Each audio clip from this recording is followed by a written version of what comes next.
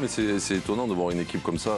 Moi, je suis d'accord sur le fait de la première partie, ça s'est plutôt bien passé. Même on a eu droit à un mois et demi magnifique de ce PSG.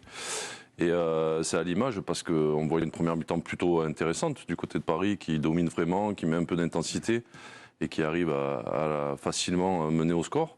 Et après, en deuxième mi-temps, il n'y a plus rien. On perd le fil. Il n'y a plus presque d'enchaînement offensif. Ça subit presque face à Auxerre.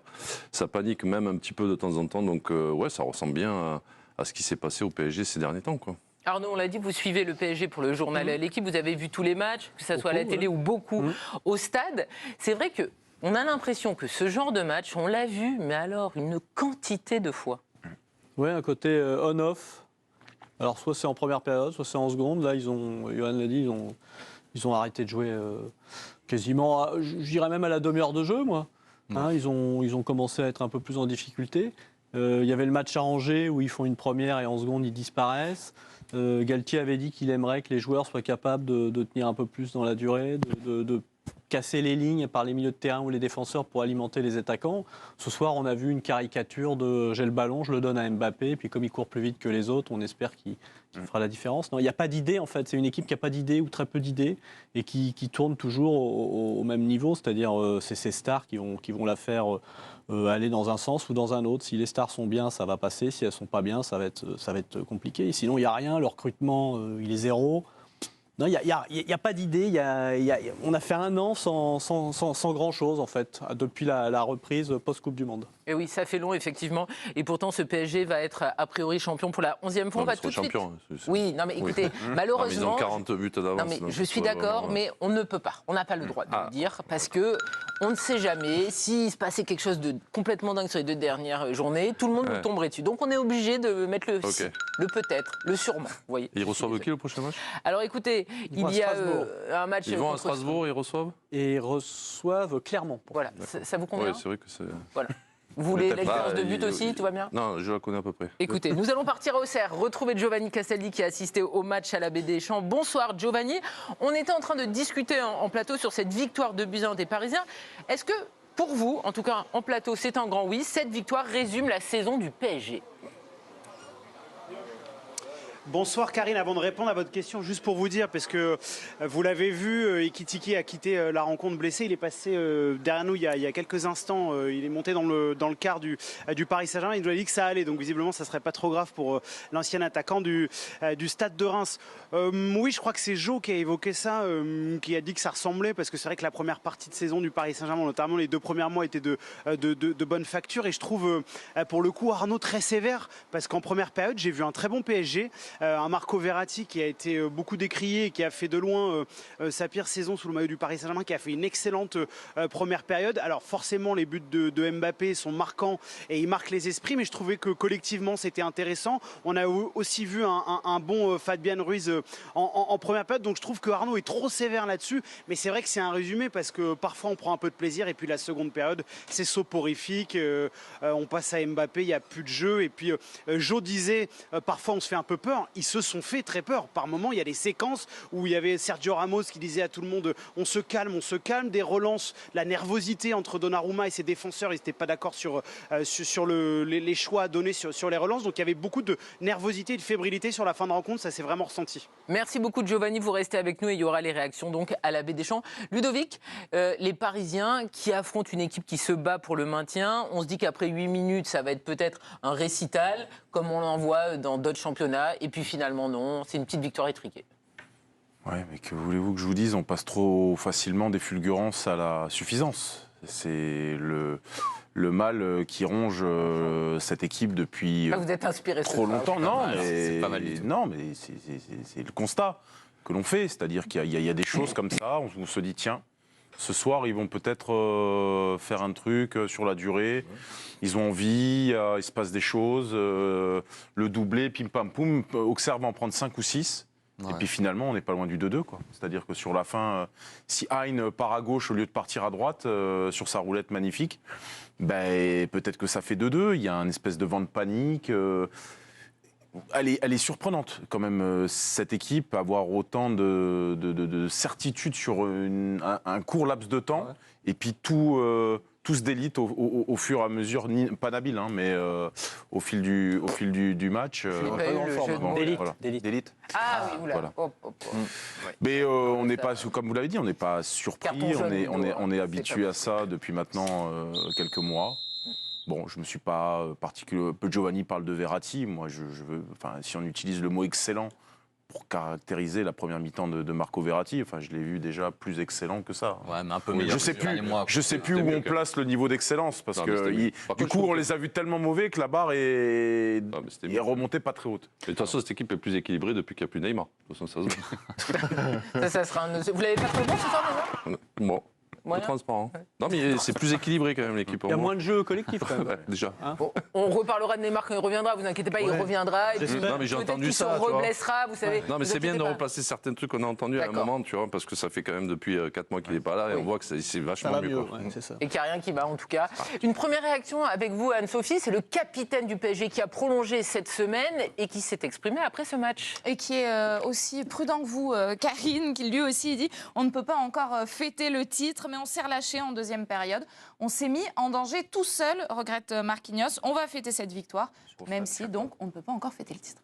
Le capitaine qui le dit, Pierre, c'est vrai que parfois il est très consensuel, là au moins il reconnaît qu'il y a eu un relâchement et qu'en seconde période ils n'ont pas fait ça. Non, bah attends, très souvent les réactions du PSG à la fin des matchs, c'est toujours vraiment d'un bateau. Là au moins il dit la réalité. Ben, ça fait un moment qu'il peut la dire, cette réalité, c'est toujours pareil. Donc à un moment donné, oui, il ne peut plus se cacher, mais enfin, ce qui serait bien, c'est qu'il trouve la solution pour essayer d'être concerné tout le match. Enfin, Oh, bah, 2 matchs de la fin, c'est trop tard. non, mais oui, mais ça fait un moment que c'est trop tard. Ça ne dure pas depuis la semaine dernière. Donc la problématique, on la connaît. Il y a eu du mouvement en fait pendant 30 minutes. Et après, dès que tout est statique, bah, il ne se passe plus rien, on attend. Et puis Auxerre a attendu. Et puis Auxerre a un petit peu accéléré en deuxième mi-temps. Et là, ils étaient en panique totale, quoi. Dès qu'il y a du mouvement et de l'intensité du côté d'Auxerre, on a vu que... Parce qu'ils peuvent partir avec 3 buts dans le quart, hein, quand même, le PSG ce soir, s'il n'y a pas de Donnarumma. Ça sera on parlera aussi de Donnarumma un petit peu plus tard. Jo, vos propos font réagir à la baie des Champs. On va retrouver Giovanni Castaldi. Giovanni, vous vouliez réagir à ce que disait Jo Mikou, je crois que c'est au sujet de Neymar. Non, mais c'est intéressant ce que dit Jo sur... c'est vrai que beaucoup de personnes, et personnellement j'en faisais partie, je pensais qu'avec les 3 stars c'était compliqué. Mais ce soir, c'est vrai que... Alors je veux pas le charger parce que bon, il a sans doute des circonstances atténuantes. Et par exemple, Hugo Ekitike, sur la première période, je me suis fait la réflexion en me disant... Beaucoup de personnes pensaient que cette équipe était plus équilibrée quand Neymar était absent, mais à côté, Neymar, c'était un immense marathonien, à côté des efforts qu'a fait Hugo Ekitike ce soir, par exemple. Et c'est vrai que c'est criant à quel point cette équipe Neymar manque à cette équipe par ses déplacements, par la capacité à fixer les défenses. Et je sais qu'il est énormément décrié, ce joueur, mais quand on voit ce PSG-là comme ça, avec un Messi qui a pas été très bon ce soir, c'est vrai que l'absence de Neymar, elle est criante et c'est bien que Jo le souligne. Après, c'est marrant parce qu'on lui est tombé dessus, comme dit Giovanni, mais c'est quand même un joueur fantastique, quoi. C'est un joueur qui crée à partir de rien, comme peut le faire Mbappé, comme peut le faire Messi, et puis de lui être tombé dessus comme ça, après sa blessure, malheureusement. Je trouve que c'était trop... moi, ça m'a choqué. Et bon, ça confirme ce que je pensais, quoi. Il y a quand même un problème entre, OK, tu perds Neymar, qui est très fort et qui peut te déséquilibrer n'importe quelle équipe tout seul, à, dès qu'il n'est plus là, je ne sais pas comment le remplacer, comment jouer sans lui, etc. Et te retrouver en galère. Galère contre des équipes qui sont entre la 10e et la 20e place. Mais même avec lui, parfois, ils n'arrivaient pas à produire du jeu non plus. Il ne faut pas non plus... Le début de saison, quand même, c'était quand même agréable à regarder, quoi. D'autres joueurs, le Messi... le meilleur joueur du PSG, c'est Neymar. Oui, moi je pense. Oui, mais on a vu aussi un Neymar mauvais cette saison, on n'a pas vu que du bon.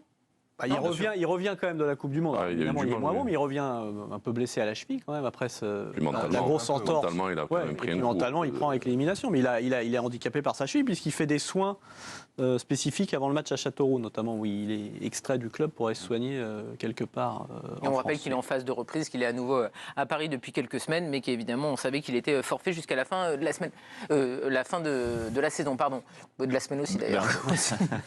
Pierre, par rapport à ce que vous avez vu ce soir, c'est vrai qu'on se dit une fois de plus, de toute façon, c'est soit Messi, soit Mbappé qui va sauver le PSG. Bon, bah, ce soir, ça a été Mbappé. C'est vrai que Messi a été plutôt décevant. Une passe quand même. Ouais, mais Messi, c'est toujours pareil. Messi est décevant, mais Messi, il est sur les 2 premiers buts. Il doit mettre les 2 passes D, je pense, au début, non? Une, c'est ça la oui, il deuxième, fait le la 1-2 deuxième. sur le but de Messi, et de Mbappé, et fait la dans son deuxième. deuxième. Donc, finalement, il est quand même à peu près décisif sur les 2 premiers buts. Mais après, c'est sûr, quand on voit l'attitude voilà, sur le match en général, on se dit pas, tiens, il n'a pas l'air hyper concerné par le truc, mais c'est un peu le Messi qu'on voit depuis le retour de la Coupe du Monde. C'est pas le Messi qu'on a vu avant la Coupe du Monde, c'est le Messi qu'on a vu la saison dernière, quoi. Qui est un peu loin, qui n'a pas les gestes qu'on lui connaît. Voilà, même à la fin, on voit des passes qui sont un peu pas hasardeuses parce que ça reste Messi, mais c'est pas la qualité habituelle. Donc il y a une déception là-dessus, c'est sûr. Pierre, on se dit heureusement que Mbappé doit aller chercher quelque chose, c'est-à-dire ce titre aussi de meilleur buteur du championnat, parce que sinon on se demande qui serait vraiment concerné aussi dans cette équipe. Depuis le début de la saison, de toute façon, il a peut-être eu un cycle de 1 ou 2 semaines où je crois qu'il n'a pas marqué, où on se posait un peu la question. Là, il est un peu challengé par la Casette. Mais il est toujours challengé. Enfin, après, on voit très bien la détermination qu'il met dans tous ses appels, à chaque fois qu'il est devant le but. Alors oui, il perd le ballon, il n'y a pas de course pour essayer de faire l'effort, il ne l'a jamais fait. Mais dans ses appels, c'est tranchant, dans ses frappes, c'est fort, tout est déterminé et puissant. Donc, oui, tant mieux que le PSG ait un attaquant qui veut y aller chercher ce titre de meilleur buteur et qui ait ce comportement et cette mentalité, en tout cas, oui, c'est sûr. Il en est à 28 buts, Kylian Mbappé, toujours... non, Lionel Messi, pas cette saison. Non, Lionel Mbappé, j'ai dit. Lionel Mbappé, oui, on peut faire un mix des deux. Kylian Mbappé, meilleur buteur actuellement du championnat et talonné notamment par Alexandre Lacazette. On va retourner à la Baie des Champs. Giovanni, vous vouliez parler de l'annonce des joueurs en avant-match. Que s'est-il passé concernant Lionel Messi ? Et oui, ça m'a surpris, Karine. Alors, il y avait environ 900 supporters du Paris Saint-Germain, mais à l'annonce de Lionel Messi, ça a sifflé dans une partie du stade, dans les travées de la Baie des Champs. Je trouve ça quand même étonnant, alors que les supporters parisiens puissent siffler Messi. Personnellement, je ne le comprends pas, et c'est quelque chose que je trouve totalement ridicule. Mais alors que là, à Auxerre, on se mette aussi à siffler Messi, c'est peut-être l'amende en France. Je trouve que c'est une mode très pathétique. Merci pour cette information. Donc Lionel Messi qui a été sifflé par une partie des supporters à la Baie des Champs.